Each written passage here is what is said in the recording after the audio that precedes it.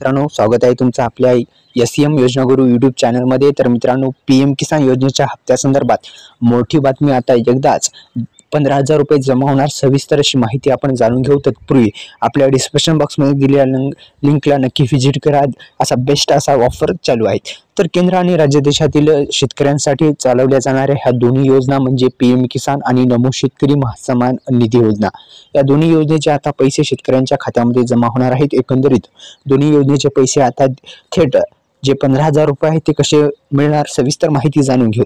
तर आता वार्षिक जे आहेत ते शेतकऱ्यांच्या खात्यामध्ये थेट 15,000 रुपये मिळणार आहेत आणि असं आश्वासन महायुती सरकारनं दिलं होतं की त्यांच्या खात्यामध्ये आम्ही थेट आता जे पैसे आहेत ते 15,000 रुपये देऊत, असं आश्वासन त्यांनी दिलं होतं। आणि थेट आता 15,000 रुपये शेतकऱ्यांच्या खात्यामध्ये जमा होणार आहेत।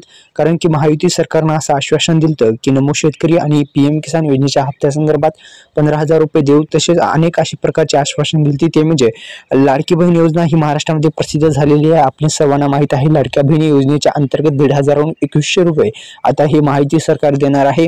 आणि या महायुती सरकारचं सरकार बनल्याच्या नंतर काय काय निर्णय घेणार याकडे सर्वांचं लक्ष असणार आहे। आणि 5 ऑक्टोबर 2024 रोजी शेतकऱ्यांच्या खात्यामध्ये 18 हप्ता टाकण्यात आलेला आहे। एकंदरीत 15,000 रुपये शेतकऱ्यांच्या खात्यामध्ये जमा होणार आहेत वार्षिक आता, कारण की महायुती सरकारचा तो जाहीरनाम्यामध्ये निर्णय घेतला होता।